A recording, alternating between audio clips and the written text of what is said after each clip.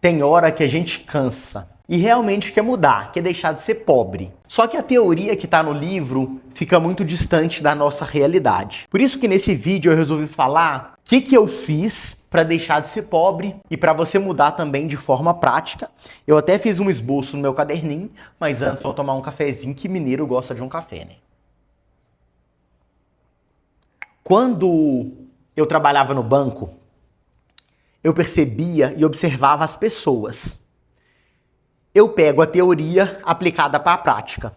Primeiro eu vou falar sobre outras pessoas, depois eu vou contar o meu caso, que aconteceu comigo e que eu fiz devido a essas observações e fazer um paralelo com tudo que eu tirei aqui dos livros, principalmente livros relacionados a dinheiro, a finanças, a enriquecimento, a como deixar de ser pobre. Dentro do banco, quando eu trabalhava, eu percebia que as pessoas, elas iam subindo de cargo. Primeiro, quando eu cheguei na agência, eu era assistente comercial, que era um auxiliar do gerente.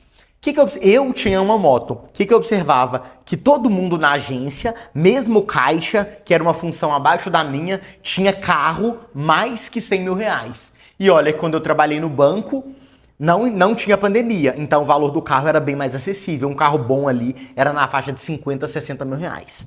Então, às vezes, pessoas com um salário menor que o meu tinham um carro melhor que o do Altino, até aí tudo bem. E aí, quando essas pessoas elas eram promovidas, o que elas faziam? Já trocou o carro, antes só de entrar no banco já trocou o carro. Aí essa pessoa foi promovida, o que ela fazia? Ela mudava de lugar, de apartamento, ia morar em um lugar melhor, porque afinal essa pessoa era bancária e ela tinha que manter um certo status. Tá?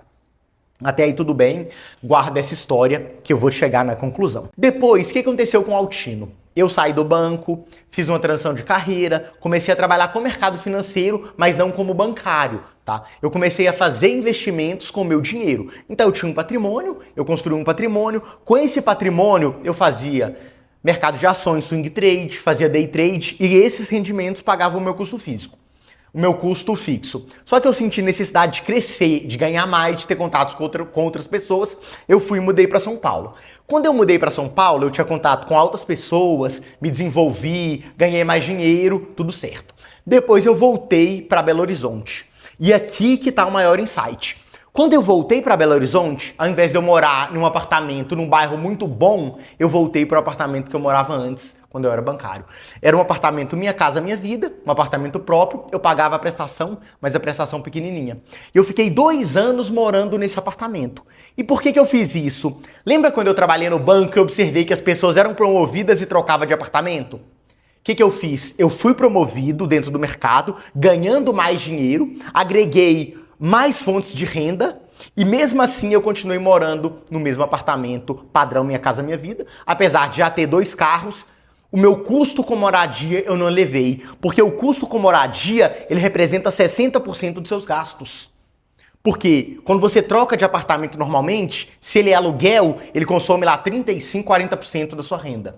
Se você financia o imóvel, muitas vezes ele consome 50, 55% da sua renda. Às vezes você e sua esposa ou 2 pessoas para compor a renda familiar para financiar um imóvel. Então, quando você sai de um apartamento que você tem ou de um custo de vida de um bairro que você mora para subir o seu patamar de vida, você já precisa ter um caixa, uma reserva. E eu formei esse caixa justamente quando eu saí de São Paulo, de um bairro muito bom, voltei aqui para Belo Horizonte e fiquei morando no meu apartamento, que é um pouco mais antigo, um padrão inferior, num bairro inferior.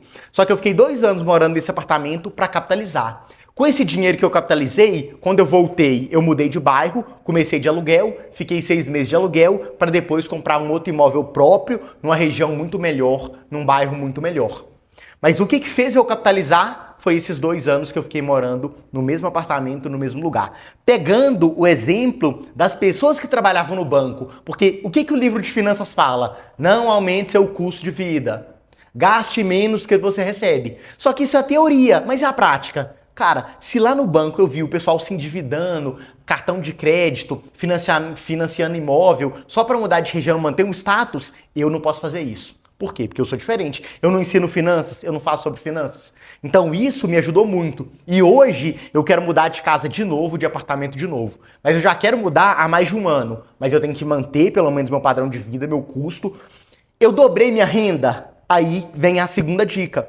A partir do momento que eu criei mais fontes de renda, que eu aumentei o meu trabalho, que eu aumentei o quanto eu recebo ou os dividendos dos meus investimentos, aí sim, capitalizei mais, guardei mais dinheiro, investi mais, aí sim eu posso mudar o meu padrão e subir um degrau acima. Tá? Faz sentido isso para você? Por que eu tô falando? Porque não adianta nada, você tem um salário hoje de 3 mil reais. Aí seu salário aumenta ali para 5 mil reais. Você já troca de apartamento, troca de carro. Aí esse carro e esse apartamento consome todo o seu aumento e mais um pouquinho ainda.